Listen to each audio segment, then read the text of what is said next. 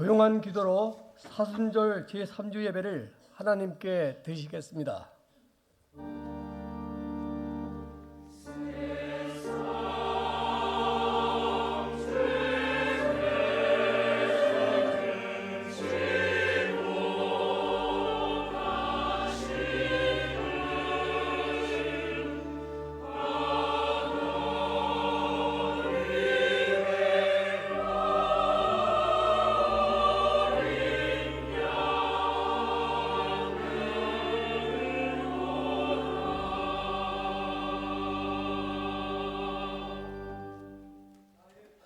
나의 반석이시요 나의 구속자이신 여호와여, 내 입의 말과 마음의 묵상이 주님 앞에 연락되기를 원하나이다. 아멘.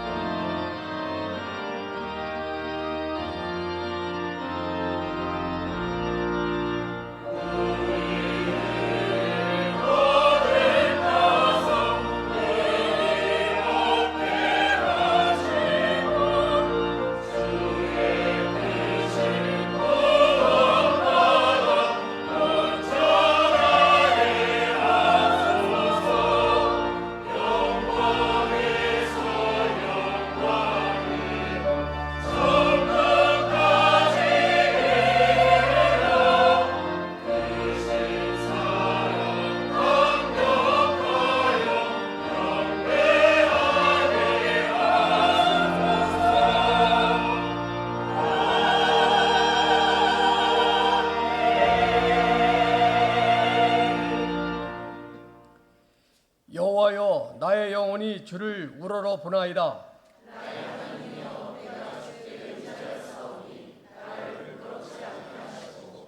나의 원수들이 나를 이겨 개가를 부르지 못하게 하소서.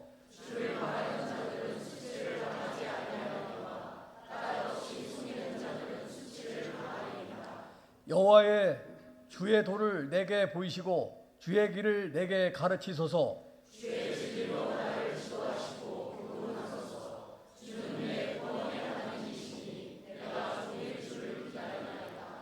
여호와여, 주의 긍휼하심과 인자심이 영원부터 있었사오니 여호와여, 내 젊은 시절의 죄와 허물을 기억하지 마시고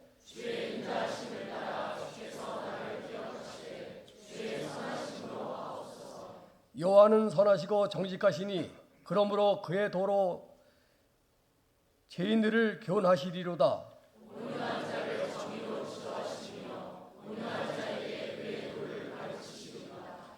여호와의 모든 길은 그의 언약과 증거를 지키는 자에게 인자와 진리로다. 아멘. 전능하사 천지를 만드신 하나님 아버지를 내가 믿사오며 그의 아들 우리 주 예수 그리스도를 믿사오니 이는 성령으로 잉태하사 동정녀 마리아에게 나시고 본디오 빌라도에게 고난을 받으사 십자가에 못 박혀 죽으시고 장사한 지 사흘 만에 죽은 자 가운데서 다시 살아나시며 하늘에 오르사 전능하신 하나님 우편에 앉아 계시다가 저리로서 산자와 죽은 자를 심판하러 오시리라. 성령을 믿사오며 거룩한 공회와 성도가 서로 교통하는 것과 죄를 사하여 주시는 것과 몸이 다시 사는 것과 영원히 사는 것을 믿사옵나이다. 아멘.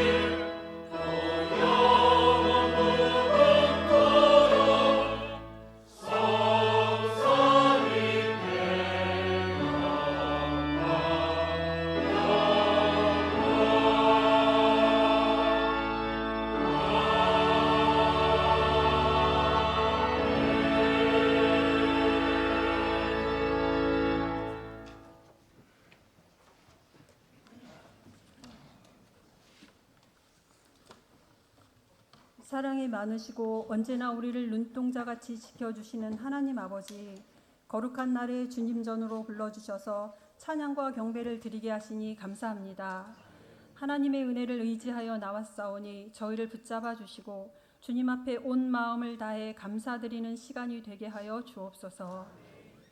여호와의 은혜가 없으면 살 수 없는 저희들, 말씀대로 살기를 원했지만 그렇지 못했음을 고백합니다. 저희들에게 구원을 허락하시고 생명의 능력을 주셨지만 세상을 사랑했던 저희들의 모든 죄악을 용서하여 주옵소서. 하나님의 사랑으로 저희들의 죄악들을 덮어주시고 십자가의 보혈로 깨끗이 씻어주사 우리의 영이 더욱 새로워지게 하여 주옵소서. 예수님의 부활을 바라보며 지키는 사순절에 그리스도의 고난을 묵상할 때마다 십자가의 비밀을 하나씩 깨우쳐 주심을 감사합니다. 능력의 십자가로서 저희의 죄악을 사하여 주시고 하나님의 뜻을 추구하며 끝까지 잘 달려가 마침내 부활의 주님을 만날 수 있게 하여 주옵소서. 주의 몸된 교회, 우리 교회를 기억하여 주옵소서. 우리 교회에 맡겨주신 사명을 다함으로 주님의 속을 시원케 해드리는 교회가 되게 하여 주옵소서. 불신자를 예수 믿게, 믿는 자를 예수 닮게 세우는 영혼 구원과 영적 성숙의 아름다운 열매를 올려드리고 지역사회와 대한민국을 넘어 세계를 향하여 복음을 전하는 귀한 사명을 감당하는 교회 되게 하여 주옵소서. 하나님께서 세우시고 보호해 주신 우리나라 대한민국을 기억하여 주옵소서. 어렵고 힘든 시기를 지나는 이 상황 속에서 이제 다시금 주께 돌아가 주님께 모든 것을 의탁하고 주님의 뜻을 따르는 나라가 되게 하여 주옵소서. 속히 이 나라가 안정되게 하시고 주님이 주시는 평안을 누리게 하여 주옵소서.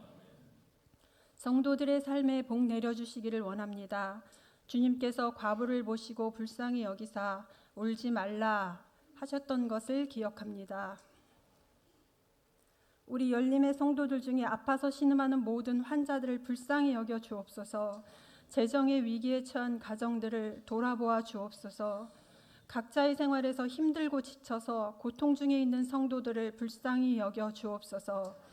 사람은 할 수 없을지라도 하나님은 모든 것을 다 하실 수 있음을 믿고 주 안에서 소망을 품어 믿음을 더욱 견고히 하며 치유의 은혜를 누리게 하여 주옵소서. 이 시간 말씀을 전하실 목사님께 성령 충만, 능력 충만을 허락하여 주옵소서. 말씀을 전하실 때 힘이 있는 귀한 말씀, 권세가 있는 말씀이 되어서 우리의 상한 심령이 치유받고 회복될 수 있게 하여 주옵소서. 담임 목사님을 항상 지켜주시고 사모님과 세 자녀 위에 주님이 주시는 평안과 기쁨이 날마다 넘치게 하여 주옵소서. 함께 사역하시는 부목사님, 모든 사역자들, 예배를 위해 충성스럽게 섬기는 모든 봉사와 섬김의 손길들을 기억하사 하늘의 상급으로 갚아 주옵소서. 이 시간 올려드리는 성가대의 찬양을 기쁘게 받아주시고 곡절을 타고 흐르는 가사가 우리의 찬송과 기도가 되게 하여 주옵소서. 이 예배를 주님께 올려드립니다. 주님 홀로 영광 받아 주옵소서. 우리를 죄에서 구원하시려 십자가에 돌아가신 예수 그리스도의 이름으로 기도드립니다. 아멘.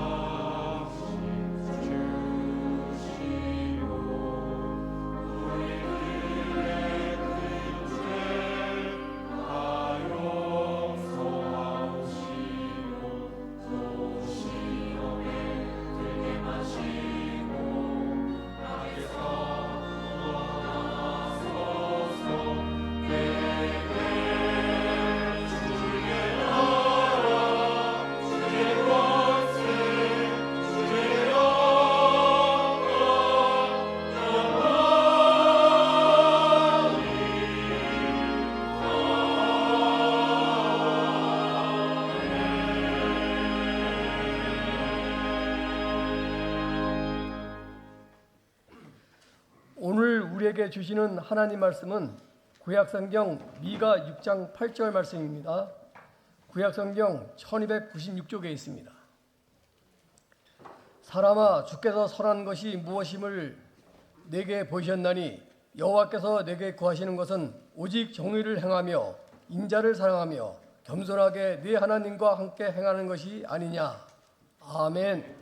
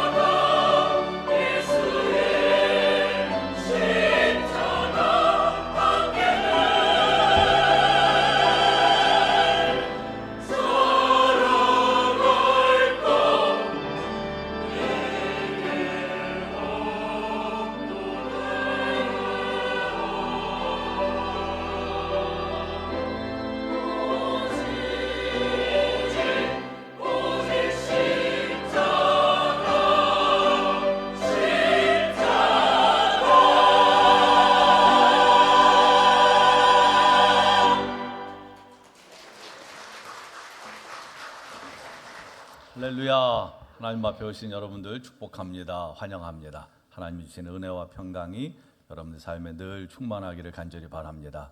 사순절 셋째 주일입니다. 우리가 이번 사순절은 Seeking, 예수님을 닮아가고 예수님을 추구하는 그런 기간으로 보내고 있습니다. Seeking이라고 하는 말은 추구하다라고 하는 의미도 있지만 또 Seeking, 예수 그리스도 우리의 왕이신 예수님을 본다, 바라본다 이런 의미도 있습니다. 그래서 처음에 성의 수요일은 하나님의 임재를 추구하고 또 사순절 첫째 주일에는 기도를 추구하고 둘째 주일에는 회개를 추구하고 그다음에 오늘 제 세 번째 주일은 하나님의 뜻을 추구하는 겁니다. 사실 그리스도인들에게 있어서 가장 관심이 많은 것 중에 하나가 하나님의 뜻일 겁니다. 여러분도 그러시죠? 하나님의 뜻에 우리는 관심이 많아요. 왜냐하면 하나님의 뜻을 알고 그 뜻대로 살고자 하는 열망이 우리에게 있기 때문입니다. 하나님의 뜻을 알아야지 하나님의 뜻대로 살 수 있으니까 우리는 하나님의 뜻을 궁금해합니다. 그런데 하나님의 뜻을 여러분들은 어떻게 감지를 하십니까? 어떻게 하나님의 뜻을 아십니까? 방법이 있죠. 우선 뭘 통해서입니까? 기도를 통해서 하나님의 뜻을 알 수 있어요. 우리가 기도하면 하나님의 뜻을 알 수 있습니다. 그런데 이게 쉽습니까? 어렵습니까? 어렵습니다. 왜냐하면 기도하는데도 하나님께서 응답을 전혀 안 해주시는 것처럼 느낄 때가 있어요. 하나님의 침묵. 사실 예수님께서 겟세마네에서 기도하시대도 할 수만 있으면 이 잔을 내게서 좀 옮겨달라고 기도하셨어요. 3번을 기도하셨다고 하는 건 꼭 3번, 숫자적으로 3번이라고 하는 건 아닙니다. 그만큼 간절하게 기도하셨다는 거예요. 정말 땀이 피가 될 정도로, 땀방울이 핏방울이 될 정도로 기도를 하셨어요. 그런데 하나님은 아무 말씀을 안 하셨어요. 그런데 나중에 예수님께서 하나님의 뜻이 뭔지를 깨닫게 되시죠. 그래서 그렇게 기도하십니다. 내 뜻대로 마시고 아버지 뜻대로 되게 해달라고 기도하시다가 나중엔 하나님의 뜻이 내가 십자가를 지는 거구나 라고 하는 걸 이제 수용하시죠. 이미 예수님은 알고 계셨습니다. 그렇지만 그 일이 너무 힘든 일이다 보니까 그렇게 간절히 기도하셨고 결국 그것을 수용하시게 됩니다. 사실 우리가 하나님 앞에 기도할 때 하나님께서는 응답을 하실 때도 있고 아니다라고 말씀하실 때도 있고 기다려라라고 말씀하실 때도 있어요. 그런데 그게 다 하나님의 뜻입니다. 꼭 응답받는 것만 하나님의 뜻은 아니에요. 하나님의 내 기도에 응답해 주셨다라고 하는 것은 하나님이 나를 축복하신다고 하는 겁니다. 그리고 하나님이 아니다라고 말씀하시는 것은 나를 보호하시는 거예요. 나를 보호하시는 거예요. 왜냐하면 아니다 안 하시고 그냥 들어주시면 그것 때문에 우리의 삶에 오히려 그 기도가 응답됨으로 해로울 수도 있어요. 그러니까 나를 보호하시기를 위해서 하나님께서는 아니다라고 말씀하실 때가 있습니다. 그리고 또 기다려라라고 말씀하실 때가 있어요. 기다려라라고 하는 하나님의 뜻은 뭐냐? 그것도 응답인데 그거는 나를 준비시키시는 거예요. 나를 준비시키셔서 그 하나님의 때에 이르렀을 때 하나님의 방법으로 하나님의 규모로 내게 역사하시기를 위해서 기다려라라고 말씀하실 때가 있어요. 그러니까 여러분 기도하시고 난 다음에 꼭 예스라고 하는 응답만 하나님의 뜻이 아닌 것을 기억하셔야 됩니다. 노라고 하시는 거 아니다라고 하시는 거는 하나님이 우리를 보호하시는 거, 기다려라 하는 거는 우리를 준비시키는 거 꼭 기억하시면 기도에는 이렇게 여러 형태의 응답이 있구나. 그리고 이게 다 하나님의 뜻이 내 삶에 이루어지는 것이구나라고 깨닫게 되고 그거를 그대로 순종하게 됩니다. 그게 그리스도인의 삶인 거죠.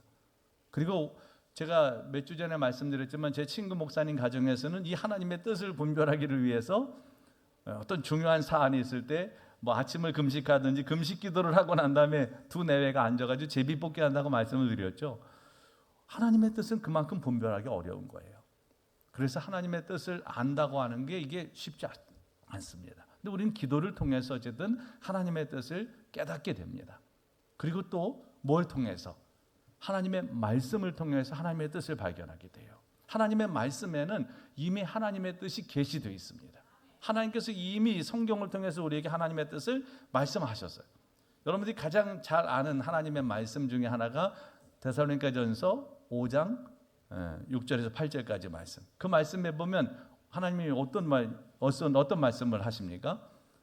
항상 기뻐하라, 쉬지 말고 기도하라, 범사에 감사하라. 이것이 그리스도 예수 안에서 너희를 향한 하나님의 뜻이다. 하나님의 뜻이 뭐라고요? 항상 내가 기뻐하는 거, 쉬지 말고 기도하는 거, 그리고 범사에 감사하는 거, 이게 예수 그리스도 안에 있는 우리를 향한 하나님의 뜻이다라고 말씀하셨어요.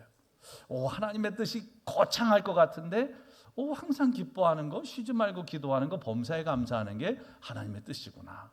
이렇게 생각해 보면 하나님의 뜻은 엄청나게 어마어마한 거라기보다는 여러분의 삶 속에서부터 이 뜻이 이루어지는 거죠. 그러니까 그리스도인의 삶 속에서 이 하나님의 뜻은 계속 지금 성취되어 가고 있는 겁니다. 그리고 또 성경 여러 군데 하나님께서는 그렇게 하나님의 뜻을 우리에게 이미 나타내셨어요. 오늘 미가서의 말씀도 마찬가지로 하나님의 뜻이 뭔지를 우리에게 구체적으로 드러내신 겁니다. 자, 이걸 통해서 알 수 있는 게 뭡니까? 우리의 삶에 정말 중요한 거는, 내가 하나님의 뜻이 이루어지기를 위해서 사는 삶의 중요한 거는 뭐냐? 지금 현재 내 삶, 그리고 내 주변에 있는 사람들, 그리고 그들에게 선한 일을 하는 게, 그게 하나님의 뜻이라는 거죠. 러시아의 대문호였던 톨스토이는 여러분들 아시다시피 크리스찬입니다. 이 톨스토이가 세 가지 질문이라고 하는 책에서 그 얘기를 합니다. 세상에서 제일 가장 중요한 때는 언제인가? 세상에서 가장 중요한 사람은 누구인가? 세상에서 가장 중요한 일은 무엇인가? 다 아시죠? 다 아시죠? 세상에서 가장 중요한 때는 언제예요? 바로 지금이죠. 지금이 가장 중요한 때입니다. 그럼 세상에서 가장 중요한 사람은 누구입니까? 지금 바로 내 옆에 있는 사람, 내 곁에 있는 사람이죠. 그리고 그런 마음으로 옆 사람 한번 보십시오. 가장 중요한 사람이에요. 지금 여러분 곁에 있는 그분이. 그리고 또 가장 중요한 일은 뭐냐? 지금 내 곁에 있는 사람에게 선을 행하는 것. 이게 가장 중요한 일이라는 거죠. 여러분, 거창하죠? 이게 하나님의 말씀하고도 다 일맥상통합니다.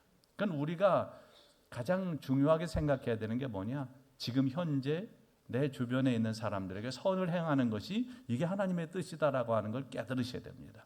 그러면 우리는 그 하나님의 뜻을 따라 살아갈 수가 있어요. 그러면 어두운 세상이 밝아지게 되고 따뜻해집니다. 여러분은 가로등의 시초가, 누구로부터 가로등이 시작됐는지 아십니까?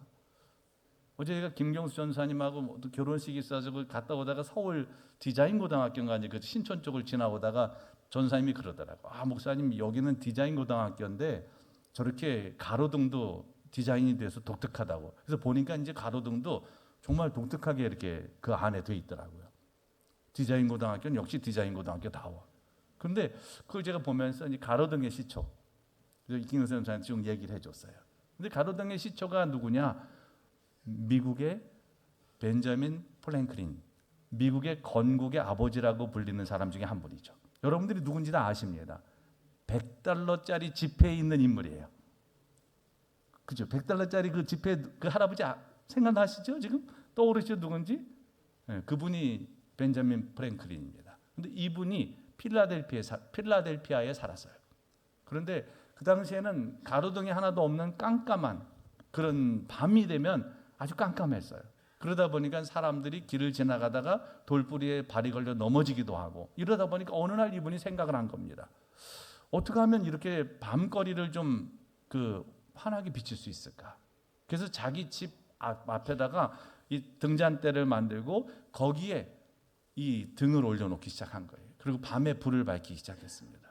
그런데 그 집 앞을 지나가는 사람들은 돌뿌리에 걸려서 발이 넘어지질 않는 거예요. 왜냐하면 그 앞을 환하게 비추고 있으니까. 그리고 사람들이 그 불빛을 보면서 뭔가 마음의 따뜻함을 느낀 겁니다. 그러다 보니까 한두 사람씩 자기 집 앞에 밤이 되면 등을 이게 걸어놓는 사람들이 생겼어요.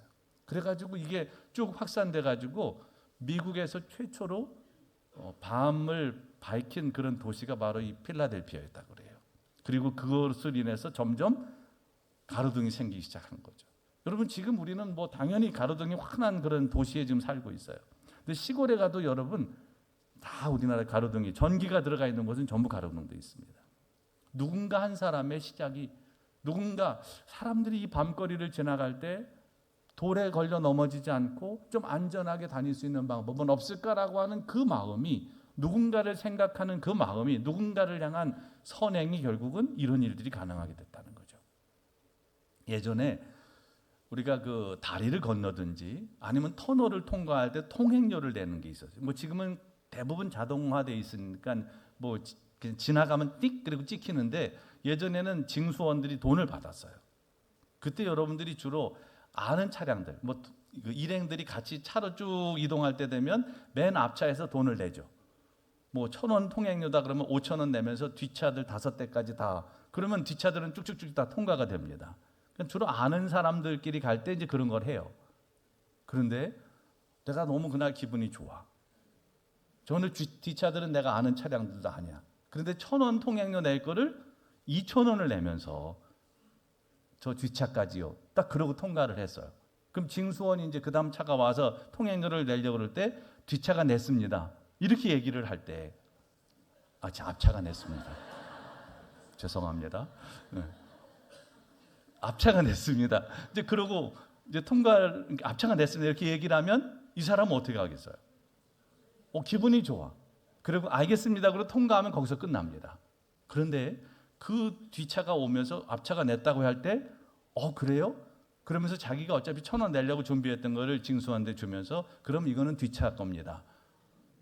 라고 통과를 하고 또 뒷차가 왔을 때 그 징수원이 앞차가 냈습니다 그럴 때 그래요? 그래 통과되면 그건 끝나는 겁니다. 그렇지만 그 사람도 역시 어차피 내야 될 1,000원이니까 이거는 그럼 뒷차 거예요. 하다 보면 그날은 하루 종일 그런 이 뒷차 거예요. 이게 되면서부터 이게 굉장히 따뜻한 어떤 선행의 릴레이가 이어질 수 있는 거죠. 여러분, 세상은 어둡다고 한탄한다고 밝아지지 않습니다. 세상이 너무 삭막하다고 여러분들이 한탄한다고 해서 이 삭막함이 해결되지 않습니다. 구호로도 안 되고 제도로도 안 됩니다. 뭐로 되느냐? 하나님의 사람들 그리고 이웃들을 위한 선행을 하려고 하는 마음이 있는 사람들의 실천이 결국은 세상을 밝게 하고 따뜻하게 하고 그리고 살만나게 합니다. 그게 오늘 우리가 살아야 될 삶이고 그게 우리를 향한 하나님의 뜻입니다. 아닌 것 같이 생각이 드시나요? 실제로 하나님의 말씀에 보면 그 작은 선행이 우리를 하나님께서 지으신 이유인 것을 얘기합니다. 자, 에베소서 2장 10절에 보면 바울은 우리가 선한 일을 위해서 지으심을 받은 존재라고 말하면서 이렇게 말씀합니다. 우리는 그가 만드신 바라 그리스도 예수 안에서 선한 일을 위하여 지으심을 받은 자니 이 일은 하나님이 전에 예비하사 우리로 그 가운데 행하게 하려 하심이라. 이렇게 말씀해요. 여러분, 우리가 뭘 위해서 지으심을 받았다고요?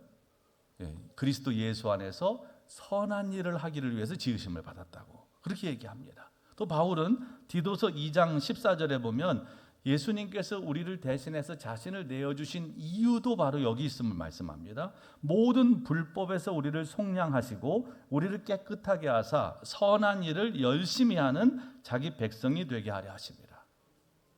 예수님께서 우리를 대신해서 십자가를 지신 이유가 뭐냐? 모든 불법에서 우리를 속량하실 뿐만 아니라 우리를 깨끗하게 하시고 그래서 선한 일을 열심히 하는 하나님의 백성으로 삼기를 위해서 그렇게 하셨다는 거예요. 그러니까 우리가 선한 일을 하는 것은 그리스도인으로서 너무나 당연한 겁니다. 하나님이 그걸 위해서 우리를 지으셨고 예수님께서 그거를 위해서 우리에게 자신을 주셨어요. 또 우리에게 성경을 주신 목적도 같습니다. 자, 디모데후서 3장 16절 17절에 보면 이런 말씀이 있어요. 모든 성경은 하나님의 감동으로 된 것으로 교훈과 책망과 바르게 함과 의로 교육하기에 유익하니 이는 하나님의 사람으로 온전하게 하며 그리고 뭐예요? 모든 선한 일을 행할 능력을 갖추게 하려 합니다. 할렐루야. 성경을 주신 목적도 그렇다는 거예요. 하나님께서 우리를 지으신 것도 예수님께서 우리를 위해서 십자가에 달려 죽으심도 그리고 우리에게 하나님의 말씀인 성경을 주심도 다 하나님 안에서 예수 그리스도 안에서 우리가 선한 일을 행할 수 있는 그런 능력을 갖추기를 위해서 그 선한 일을 행하게 하기 위해서 그렇게 하셨다는 겁니다. 그러니까 우리가 이 땅을 살면서 선한 일을 하면서 사는 삶은 그리스도인으로서 마땅한 일이라는 거죠. 오늘 미가 선지자도 우리에게 얘기합니다. 미가 선지자를 통해서 하나님께서 하신 말씀이 오늘 본문 말씀인데 여기도 구체적으로 얘기를 해요. 뭐라고 얘기를 하시냐면 사람아 주께서 선한 것이 무엇임을 내게 보이셨나니. 이미 하나님께서 우리에게 보여주셨다는 거예요. 그게 뭐예요? 여호와께서 내게 구하시는 것은 오직 정의를 행하며 인자를 사랑하며 겸손하게 내 하나님과 함께 행하는 것이다. 미가 선지자가 활동했던 시기는 주전 8세기입니다. 남유다가 하나님을 떠나 우상 숭배를 할 때 하나님께서 미가 선지자를 통해서 예루살렘에 하나님의 말씀을 전하셨어요. 미가는 피를 토하는 심정으로 그들에게 말씀을 전합니다. 너희들이 하나님을 떠나 패역하고 우상 숭배하는 거 하나님께서 원치 않으신다. 하나님께로 돌아와라. 그리고 그 당시에 왕이 누구냐면 이 아하스 왕입니다. 아하스 왕은 20살의 남유다의 12번째 왕이 됐는데 아주 우상 숭배를 대놓고 했던 악한 왕입니다. 가장 어두운 시대예요. 그 시대에 바로 미가는 하나님의 복음을 말씀을 전하고 그들이 다시 회개에 사는 게 돌아오라고 얘기합니다. 그러면서 하나님께서 말씀을 하십니다. 뭐라고 얘기하면 내 백성아 내가 무엇을 내게 행하였으며 무슨 일로 너를 괴롭게 했느냐. 너는 내게 증언해라 라고 말씀을 하세요. 하나님께서 그들을 책망하면서 말씀하시는 겁니다. 도대체 내가 너희들한테 무슨 잘못을 했길래 너희들이 나를 떠나서 우상 숭배를 하냐. 하나님이 이걸 얘기하시는 겁니다. 여러분 하나님께서 이스라엘 백성들에게 잘못한 게 뭐가 있었습니까? 오히려 그들을 출애굽시키시고 광야에서 그들을 40년 동안 먹이시고 입히시고 그들의 광야길을 직접 보호하시고 결국은 하나님의 약속대로 가나안 땅에 이르게 하셨어요. 하나님은 그들에게 잘못하신 게 없습니다.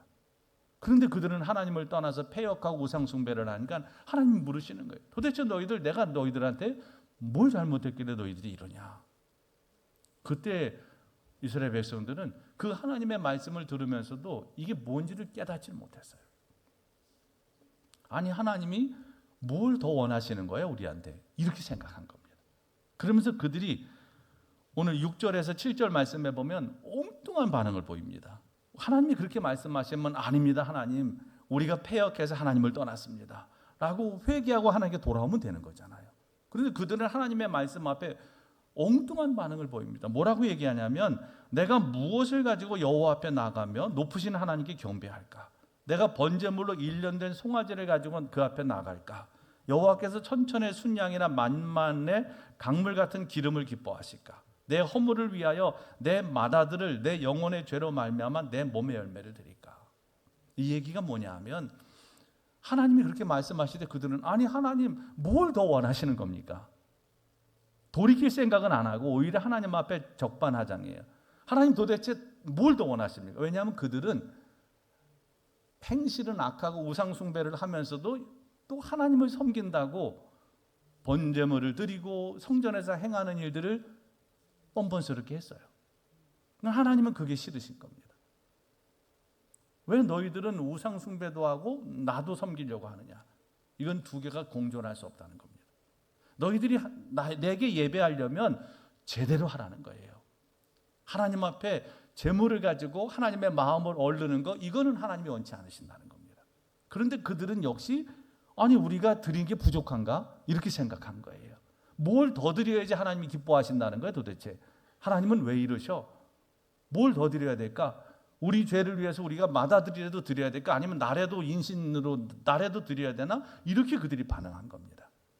여러분 오늘 이 어리석은 이스라엘 백성들의 모습이 오늘 우리의 모습은 아닌지 돌아봐야 됩니다. 우리는 내 마음대로 내 뜻대로 내 생각대로 세상을 살면서 하나님의 책망을 받을 때가 있어요. 그런데 우리가 하나님 앞에 잘못한 건 생각을 안 하고 오히려 하나님이 도대체 내게 뭘 더 원하시는 거야? 이렇게 반응할 때가 있다는 겁니다. 하나님이 원하시는 거는요. 이런 무슨 재물을 더 많이 드리고 자기 자신은 뭐 인신제사처럼 자녀를 그건 하나님이 절대 원치 않는 것들이에요. 하나님이 원하시는 건 뭐냐? 그게 오늘 이 8절에 나오는 말씀이에요. 뭘 원하실까요? 한번 같이 읽어보겠습니다. 시작. 사람아 주께서 선한 것이 무엇임을 내게 보이셨나니 여호와께서 내게 구하시는 것은 오직 정의를 행하며 인자를 사랑하며 겸손하게 내 하나님과 함께 행하는 것이 아니냐. 아멘. 하나님이 뭘 원하시는지 그리고 그들의 삶에서 무엇이 더 중요한지에 대한 말씀을 지금 하고 계신 겁니다. 그들은 그들의 어떤 이스라엘 백성이라고 하는 하나님의 백성이라고 하는 정체성에 기반한 삶은 사라지고 형식만 남아 있어서 하나님은 그들을 거부하신 겁니다. 형식이나 예전이 우선될 수는 없어요. 형식과 예전도 굉장히 중요합니다. 그런데 그것이 의미가 있으려면 하나님의 뜻을 추구하는 삶이 따라올 때 형식과 예전이 의미가 있을 수 있어요. 우리가 하나님 앞에 드리는 이 예배가, 하나님께 드리는 우리 모든 신앙의 행위가 하나님께서 기뻐하시는 삶이 따라오게 될 때 거기에 의미가 있어집니다. 그런데 이건 다 사라지고 형식만 남은 거, 이걸 하나님이 원치 않으신다는 거예요. 혹시라도 여러분, 우리가 하나님 앞에 예배할 때나 또 우리가 신앙생활을 하면서 너무 형식에만 매여 있다면 깊이 돌아봐야 됩니다. 형식과 예전도 굉장히 중요합니다. 그런데 그것과 더불어서 반드시 따라와야 되는 게 뭐냐? 우리들의 삶입니다. 하나님을 따라 사는 삶, 늘 선한 일을 행하는 이런 삶이 따라오는 것을 하나님이 기뻐하신다. 그리고 구체적으로 오늘 말씀을 하시는 거예요. 그런데 왜 사람들이 이걸 깨닫지 못할까요? 이미 하나님께서 보여주셨는데 왜 깨닫지 못할까요? 그들의 눈이 어두워졌기 때문입니다. 그래서 신앙생활하면서 가장 무서운 건 뭐냐? 눈이 어두워지는 거예요. 눈이 어두워지면 하나님의 말씀과 하나님의 일하심을 볼 수 없습니다. 그래서 눈이 어두워지는 것을 가장 경계하셔야 됩니다. 눈이 어두워지는 순간 우리는 말씀을 읽어도 이 말씀이 생명의 말씀으로 내게 다가올 수 없어요. 지금 우리가 성경 통독 수련회 하고 있습니다. 그런데 거기 참여하시는 우리 교우들이 놀라운 고백들을 하시는 걸 제가 들었어요. 성경을 읽는 순간, 어느 순간에 말씀 한 절에 꽉 붙잡힌 거죠. 갑자기 말씀을 읽는 그 구절에서 가슴이 뜨거워지고 몸에 전율이 느껴지는, 이거는 말씀을, 눈을 열어 말씀을 보는 사람들만이 느낄 수 있는 신앙적인 체험이죠. 눈이 닫혀 있으면 하나님의 말씀을 읽으면서도 이 말씀이 살아있고 생명력 있는 말씀이 될 수 없어요. 그냥 글자로 읽히는 거지, 글자로. 성경 우리 교우들 통독 많이 하시는데 그 성경 통독을 많이 하시는 것도 정말 중요합니다. 그런데 그 성경 통독을 하시면서 이 말씀에 내가 딱 사로잡히는 순간들이 있어야 되는 거죠.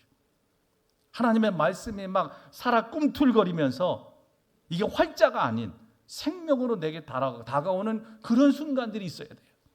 그래야지 우리가 하나님의 그 현존 앞에서 하나님을 경외하게 되고 하나님의 놀라운 은총을 누리게 됩니다. 신앙생활은 그런 순간이 있어야 돼요. 하나님을 경외하는 그 순간이 있어야지만 우리의 신앙은 온전히 하나님만 바라보게 되고 하나님의 놀라운 은총 안에 내 삶이 있음을 감사하고 감격하게 됩니다. 그런데 이 경외심이 사라지게 되면 형식과 껍데기만 남습니다. 여러분들은 정말 하나님을 경외하는 그 순간들을 여러분들 삶의 순간순간 느끼십니까? 이게 있어야 돼요. 우리가 정말 하나님의 사람으로 살려면 하나님을 경외하는 이 순간들이 없으면 그냥 껍데기입니다. 형식만 남아요. 하나님은 우리의 그런 사람들의 예배나 그런 사람들의 신앙적인 행위를 전혀 받지 않으십니다. 이게 가장 두려운 일입니다.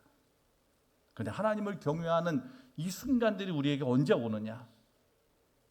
기도할 때, 때로는 하나님의 말씀을 읽을 때, 또 우리의 삶의 순간순간 하나님과 함께 살기를 위해서 끊임없이 하나님의 은혜를 구하면서 살아가는 그 순간에, 때로는 하늘을 바라보는 그 순간 하나님을 경외하는 마음이 들기도 하고, 정말 숲속에 가서 아주 높이 솟은 나무를 보면서도 하나님을 경외하는 마음이 생길 수도 있어요. 대자연 앞에 나갔을 때. 그래서 여러분, 때로는 좀 이렇게 그냥 다른 여행 말고 대자연, 정말 어마어마하고 압도적인 이런 자연 앞에 설 필요가 있어요. 우리가 이 유럽 같은 데 가보면 여러분, 거기에 이런 성당이나 어마어마합니다. 완전 압도당하죠. 그 사람들은 그 성당에 들어가는 순간에 하나님을 경외하는 마음이 들어요. 근데 사실 우리는 그렇게 압도적인 그런 것들을 경험하는, 하나님의 압도적인 임재를 경험하는 시간들이 그렇게 많지 않습니다. 또 우리 대한민국의 지금 서울에 특히 사는 여러분들의 환경 속에는 아무리 높은 빌딩을 올려다 봐도 여러분 절대 사람들이 이루어놓은 물질 문명에서는 경외심을 느낄 수 없어요. 가장 높은 빌딩이 어디죠? 우리나라? 롯데인가요? 롯데타워. 거기 가서 여러분 올려다본다고 경외심이 듭니까? 올려다보면 무슨 생각이 들어요? 아, 높다 그거지. 아, 높다. 사람이 이루어진 물질 문명은 그냥 그 정도예요. 감탄, 그 정도 감탄. 그런데 대자연 앞에, 하나님의 말씀 앞에 기도하는 순간 그 하나님의 어떤 임재로 인한 전율이 느껴지는 이게 있어야 됩니다. 이게 오늘 우리로 하여금 다시 하나님 앞에 마음을 모으게 되고 다시 하나님 앞에 내 삶을 조율하게 만드는 분명한 그런 순간들이 되고 그런 이유가 돼요. 이게 있어야 됩니다. 이게 있어야 됩니다. 이게 있어야지만 우리가 눈이 멀어 하나님의 말씀했는데도 말씀을 못 보는, 귀가 막혀서 하나님의 말씀하신데도 들을 수 없는 이런 안타까운 상황에서 벗어날 수 있어요. 지금 이스라엘 백성들이 하나님이 다 보여주셨는데도 그들이 깨닫지 못한 이유는 다른 게 아닙니다. 그런 것들이 다 막혀버렸어요. 오늘 여러분들은 어떻습니까? 하나님을 경외하는 마음, 이걸 느끼고 사십니까? 하나님 앞에 여러분을 맡기면 하나님이 그 순간대로 주십니다. 기도할 때 우리에게 그런 은혜를 주시고, 말씀 읽을 때 그 말씀에 사로잡혀서 정말 막 온몸이 전율이 느껴질 만큼 그런 은혜도 주시게 되고, 자연 속에서도 우리에게 친근하게 다가오신 하나님을 만나게 되는 거죠. 이런 것들이 오늘 우리에게 필요하다는 거예요. 그러면 하나님이 우리에게 원하시는 그 구체적이고 온전한 그런 뜻이 뭐냐? 우리가 추구해야 될 하나님의 뜻이 오늘 본문엔 세 가지로 정확히 나옵니다. 우선 하나는 정의를 행하는 삶이에요. 정의를 행하는 삶. 이 정의, 여기서 정의는 뭐냐? 하나님의 기준에 맞는 의의를 얘기합니다. 우리의 기준이 아닌 거예요. 여기에 이 정의는 하나님의 의의입니다. 오늘 우리는 개인주의와 상대주의가 팽배한 시대에 살다 보니까 죄에 대해서도 그렇고 하나님의 정의에 대해서도 민감성이 많이 떨어졌어요. 그래서 우리는 그냥 다른 사람과 비교해서 내가 뭐 이 정도면 괜찮지, 저 사람하고 비교해서 나는 괜찮지라고 생각합니다. 그러나 여기서 말하는 이 정의를 행하는 삶은 뭐냐? 하나님의 기준에 옳은 삶이에요. 항상 우리의 기준은 하나님의 기준, 하나님의 말씀이 기준이 되고, 또 하나님께서 우리를 바라보시는 그 하나님의 기준, 이게 우리의 의로움의 기준입니다. 절대 인간의 기준이 될 수 없어요. 내 기준이 될 수 없습니다. 이 정의라고 하는 말은 히브리어로 미슈파트라고 하는 말이에요. 이 미슈파트라고 하는 이 말은 인간의 상대적인 기준의 의의가 아니라 하나님의 절대적인 기준의 의의를 말합니다. 이건 바뀔 수 없는 거예요. 아주 절대적인 기준, 이게 바로 미슈파트, 하나님의 의의입니다. 그런 의의를 행하면서 사는 사람들, 이런 사람들이 하나님의 사람들이라는 거죠. 상황 논리에 빠져서 세상 사람들에 비해서 나는 그래도 의롭다가 아니라는 거예요. 하나님의 기준에서 절대적으로 의로워야 됩니다. 시편 15편에 보면 주의 장막에 머무를 자가 누구며 주의 성산에 사는 자가 누군지를 얘기합니다. 2절에서 5절까지 말씀해 보면, 좀 길지만 한번 읽어보겠습니다. 시작. 정직하게 행하며 공의를 실천하며 그의 마음에 진실을 말하며 그의 혀로 남을 허물하지 아니하고 그의 이웃에게 악을 행하지 아니하며 그의 이웃을 비방하지 아니하며 그의 눈은 망령된 자를 멸시하며 여호와를 두려워하는 자들을 존대하며 그의 마음에 서원한 것은 해로울지라도 변하지 아니하며 이자를 받으려고 돈을 꾸어주지 아니하며 뇌물을 받고 무죄한 자를 해하지 아니하는 자니 이런 일을 행하는 자는 영원히 흔들리지 아니하리이다. 아멘. 하나님의 의로운 기준대로 사는 사람이 누구냐? 바로 그런 사람이라는 거죠. 여러분, 이 말씀을 들으면서 나 이렇게 살고 있어 라고 느끼십니까? 이게 하나님의 의의 기준이라면 나는 아직 멀었구나 느끼십니까? 만약에 그렇게 느낀다면 절망하실 필요는 없어요. 계속해서 이거를 우리가 알고 그 하나님의 뜻을 추구하며 살아가면 됩니다. 하나님이 뭘 기뻐하시는지를 계속 추구하며 살면 됩니다. 그러면 하나님께서 분명히 우리를 도우시고 이런 삶이 가능하게 하십니다. 또 두 번째로 하나님께서 우리에게 원하시는 하나님의 뜻을 추구하는 삶은 뭐냐? 인자를 사랑하는 삶입니다. 하나님의 의가 의가 되게 하는, 진짜 하나님의 의가 되게 하는 그 지점이 뭐냐? 하나님의 신적인 사랑과 이 정의가 결합될 때, 그때 진짜 의가 거기서 실현됩니다. 이것이 하나님의 나라의 의와 세상의 의가 차별되는 지점이에요. 하나님의 정의는 반드시 하나님의 사랑과 결합됩니다. 그래야지 그게 진짜 하나님의 의가 되는 거죠. 세상적인 의는 사랑과 결합이 안 돼 있습니다. 그러니까 정의를 외치지만 때로는 그 정의가 누군가에게는 폭력이 될 수 있어요. 그래서 우리가 사는 세상이 무섭지 않습니까? 다 사람들은 의롭다고 얘기합니다. 다 본인들이 얘기하는 게 정의라고 얘기합니다. 이게 무서운 겁니다. 자기가 생각하는 이 신념이 정의라고 생각하면, 거기에 사랑이 빠지게 되면 그 정의는 엄청나게 많은 사람들에게 해를 미칠 수도 있어요. 그래서 무서운 겁니다.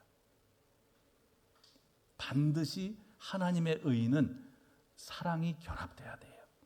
여기 인자를 사랑하며라고 할 때 이 인자는 뭐냐? 이거는 히브리어로 말하면 헤세드, 긍휼, 자비를 의미합니다. 이거는 사람들을 긍휼히 여기는 사랑, 이게 결합이 된 게 이게 하나님의 의고, 그것이 하나님이 우리에게 원하시는 하나님의 뜻을 추구하는 삶이라고 하는 거예요. 우리는 이미 그런 하나님의 은혜를 받았어요. 하나님이 우리를 긍휼히 여기셔서 우리가 해결할 수 없는 죄를 해결하기를 위해서 이 땅에 예수 그리스도를 보내주심으로 인해서 하나님의 의가 실현됐고, 공의가 실현됐고, 그 다음에 하나님의 사랑이 실현됐어요. 이 두 가지가 결합된 은혜를 우리가 입어서 지금 죄사함도 받았고 하나님의 자녀로 삶을 살고 있습니다.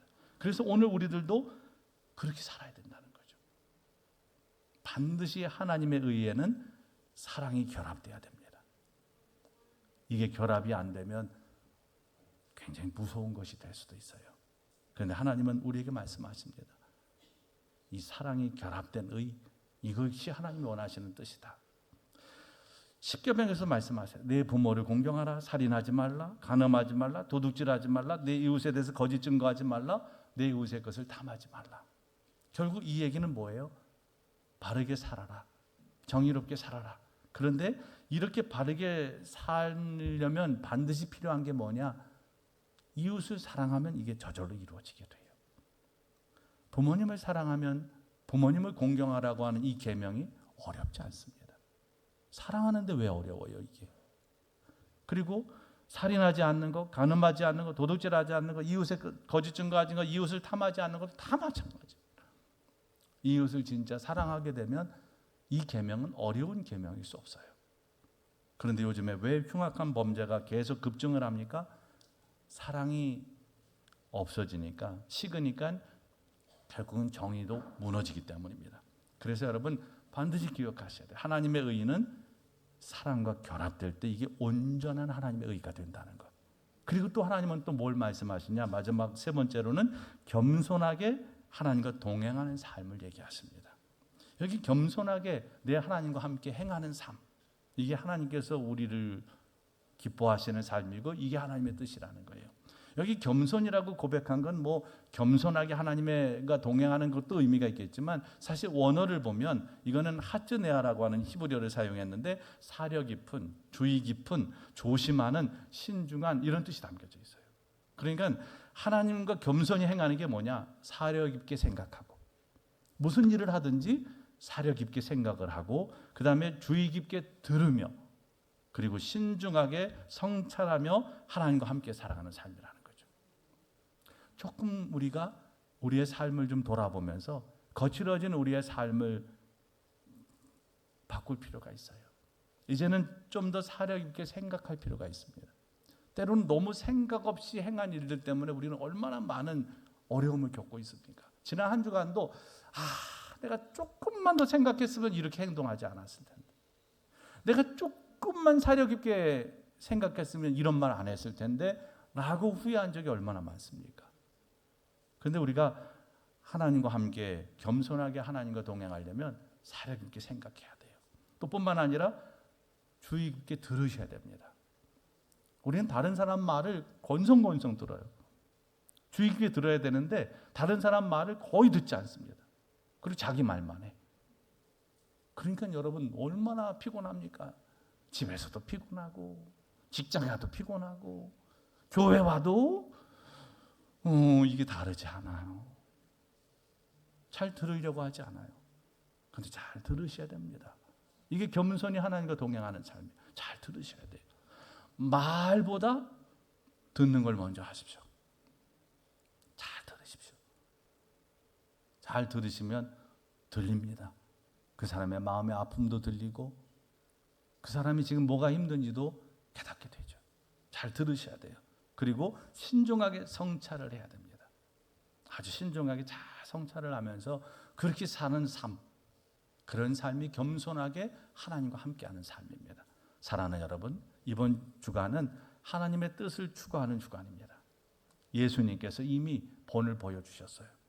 예수님은 이 정의롭게 행하는 삶이 뭔지도 보여주셨고, 인자를 사랑하는, 사람들을 긍휼히 여기는 삶이 뭔지도 보여주셨고, 그리고 겸손히 하나님과 함께 행하는 삶이 뭔지도 보여주셨어요. 이미 우리는 받고 들었습니다. 이제 할 일은 뭐예요? 이게 이제 우리의 삶이 되도록 살아내는 겁니다. 하나님께서 여러분을 도와주실 겁니다. 꼭 이 세 가지 기억하시고 이번 주간 하나님의 뜻을 추구하는 가운데 정말 하나님과 함께 살아가는 특별한 한 주간, 그리고 일평생 그런 삶을 여러분들이 꼭 누리시게 되기를 주님의 이름으로 간절히 축원합니다. 기도하겠습니다. 이 시간 기도하시다. 하나님, 이번 주간은 하나님의 뜻을 추구하는 그런 한 주간을 보내게 됩니다. 예수님께서 이미 본을 보여주셨듯이 우리가 예수님을 따라 한 걸음 한 걸음 하나님의 뜻을 따라 살게 하여 주옵시고, 오늘 미가 선지자를 통해서 말씀하셨듯이 정의를 행하는 삶, 또 인자를 사랑하는 삶, 겸손하게 하나님과 동행하는 삶, 이것이 바로 우리에게 보여주신 또 하나님의 뜻인 것을 깨닫고 이런 삶을 살아가는 한 주간, 또 일평생 우리의 삶이 되게 주옵소서. 간절한 마음으로 기도하겠습니다. 거룩하신 하나님, 고맙습니다. 오늘도 하나님의 말씀을 받았습니다. 하나님의 말씀을 듣고 마음에 새깁니다. 그리고 이 말씀대로 살기를 결단합니다. 하나님, 우리를 도와주셔서 이 하나님의 말씀대로 살아갈 힘을 주옵소서. 우리는 결심은 자주 하지만 그 결심이 너무 쉽게 무너지는 것을 경험합니다. 하나님, 이번 한 주간 동안 하나님의 뜻을 추구하며 살아갈 때, 일평생 하나님의 뜻을 추구하며 살아갈 때 하나님, 우리의 마음과 생각을 지켜주시고 하나님의 뜻을 따라 하나님의 뜻을 추구하는 가운데 온전한 하나님의 사람으로 살아가는 저희들이 다 되게 하여 주시옵소서. 오늘 주신 말씀처럼 우리가 정의를 행하게 하시고 또 인자를 사랑하며 긍휼을 사랑하며 살게 하여 주시고 겸손히 하나님과 동행하는 삶을 살아가는 그런 복된 삶이 되도록 이끌어 주시옵소서. 예수님의 이름으로 간절히 기도합니다. 아멘.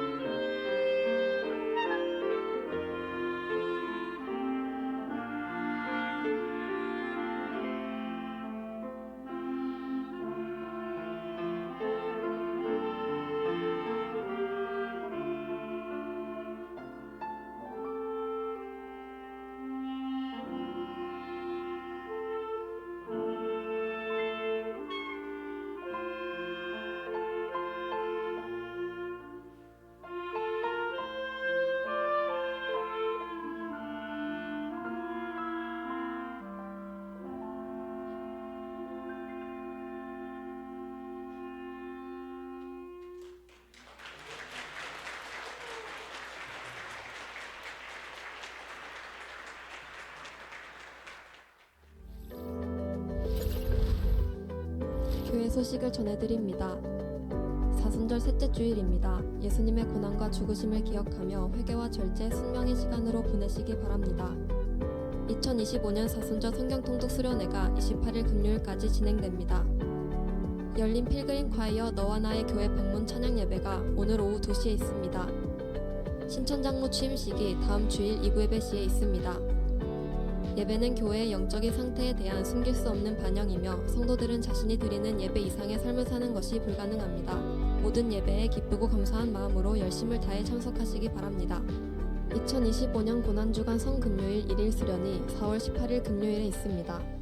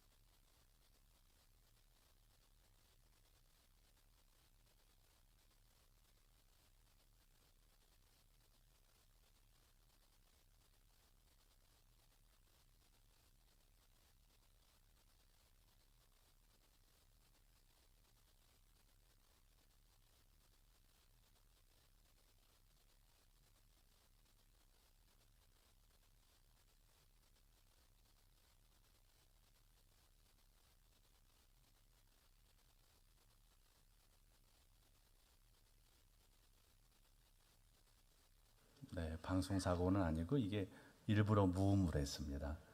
왜냐하면 배경 음악이 사실 있는데 그거보다 음을 완전히 소거하고 하니까 굉장히 묵직하더라고요.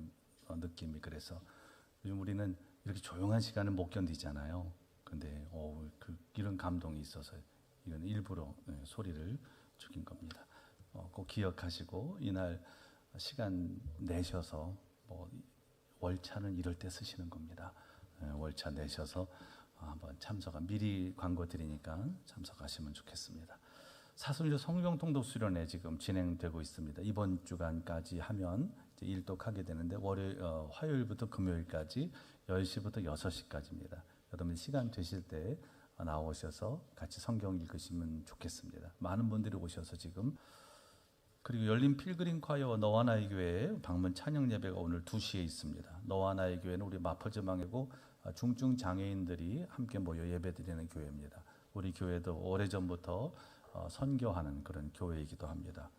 잘 다녀올 수 있도록 기도해 주시기 바라고, 가서 선교비도 전달하고 또 식사도 이제 그분들 예배 끝나면 식사를 그때 하시거든요. 그래서 식사도 우리가 준비해 드리는 것으로 그렇게 하고 있습니다.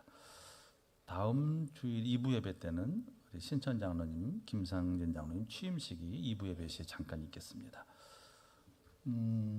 그리고 어제 총남선교회가 주관해서 교회 청소 해주셨습니다. 진심으로 감사드리고 시간 내서 또 함께해 주신 모든 분들께 감사드립니다. 매월 하실 계획이라고 하니까 김상진 장로님은 하면 한 번 한다 그러면 끝까지 하는 분인 걸 제가 알아요. 여러분들 시간 되시면 또 광고 나가면 함께 나오셔서 헌신해 주시면 감사하겠습니다. 오늘 새로 등록하시는 분들이 계셔서 제가 소개해 드리겠습니다. 그렇지 않아도 저기 계신 분들이시죠? 제 아내하고 제가 얘기를 했어요. 지난 금요일 날인가 목요일 날 우리 교회 늘 와서 예배 드리는 분들이 계신데 그분들 등록 아직 안 하셨는데 등록하시면 좋겠다. 그런데 오늘 등록을 딱 하셔. 감사합니다. 네, 이종섭 성도님, 이지연 성도님, 정바다 청년 가족들이십니다. 잠깐 일어나시면 우리 환영의 박수 하겠습니다. 감사합니다. 고맙습니다. 감사합니다. 네, 고맙습니다. 기도하겠습니다. 하나님 고맙습니다. 우리 이종섭 성도님, 이지연 성도님, 정바다 청년 우리 열린교회 새 가족으로 보내주셔서 감사드립니다. 계속 함께 예배해 왔는데 오늘 등록하고 우리 열린교회 가족이 돼서 믿음의 길을 걷게 하셨으니 감사합니다. 하나님께서 지금까지도 인도하셨듯이 인도해 주시고 우리 열린교회를 통해 주시는 하나님의 특별한 은혜가 귀한 삶과 가정에 임하게 하여 주시옵소서. 하나님 나라 가기까지 믿음의 발걸음이 쉼이 없게 하시고 하나님의 평강과 또 기쁨을 누리는 삶이 되도록 인도하여 주옵소서. 예수님의 이름으로 간절히 기도합니다. 아멘. 고맙습니다. 제가 기다리고 있었는데 감사드립니다. 등록을 하셔야지 제가 기도할 수 있거든요.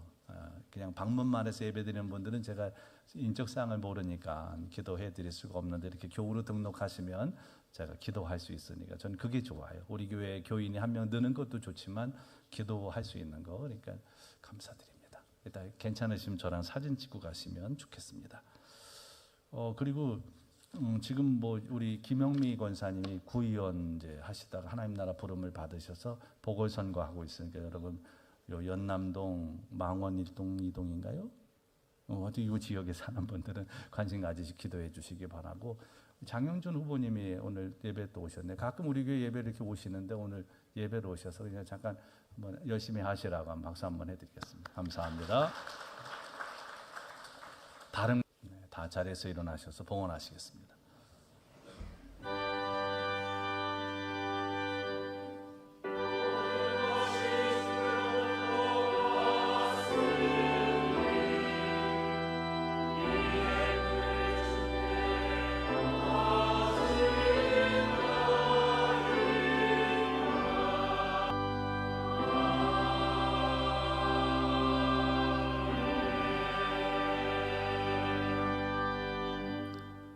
하나님의 은혜 가운데 매일매일 매 순간을 살아가는 저희들이 주신 은혜 받은 기쁨 감사해서 예물 드립니다. 하나님께서 우리의 삶의 전 영역에 은총을 베푸신 모든 것들을 기억하며 드린 이 감사의 예물을 또 믿음으로 드린 예물을 기쁘게 받아주시고 하나님의 뜻이 이 땅에 이루어지는 일에 이 물질이 사용되게 하여 주시옵소서. 우리 교우들의 모든 삶, 가정, 또 생업 하나님 늘 지켜주시고 하나님 안에서 살아가는 그 삶이 평온하게 하시고 강건하게 하시고 또 하늘의 복이 넘치는 삶이 되도록 인도하여 주시옵소서. 오늘 예배하기를 원했는데 병상에 있어 오지 못한 교우들, 또 연로에서 오지 못한 교우들, 출탄한 교우들 다 기억해 주시고 또 하나님의 은혜를 나누어 주시옵소서. 예수님의 이름으로 간절히 기도합니다. 아멘.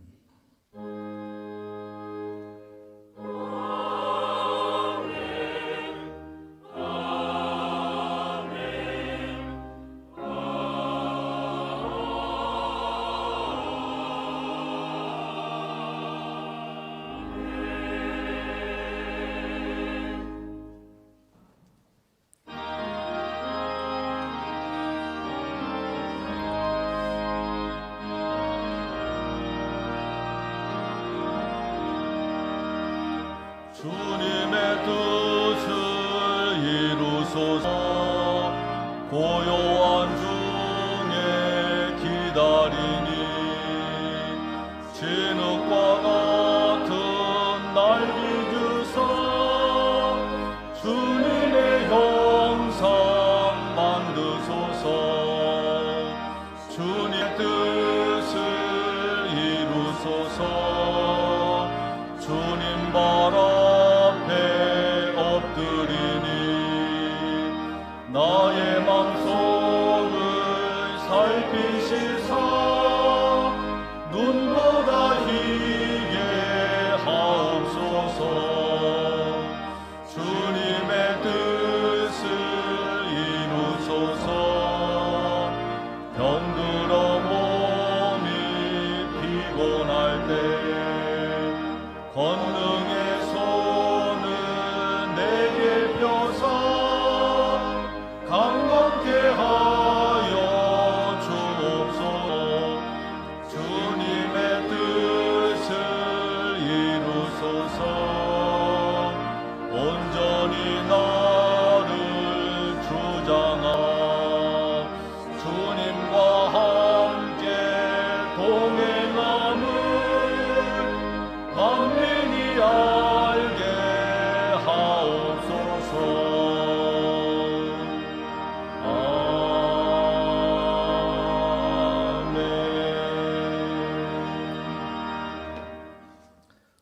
예수 그리스도의 구원의 은혜와 하나님 아버지의 측량할 수 없는 사랑하심과 성령의 교통하심, 인도하심이 주신 말씀 마음에 새기고 하나님의 뜻을 추구하며 한 주간을 보내고 또 일평생 그렇게 살기로 다짐하고 세상을 향해서 가는 우리 모든 교우들과 그 가정과 삶 속에 우리 교회와 우리 나라와 하나님이 통치하시는 온 세계 위에 이제로부터 영원토록 함께해 주시기를 간절히 축원하옵나이다.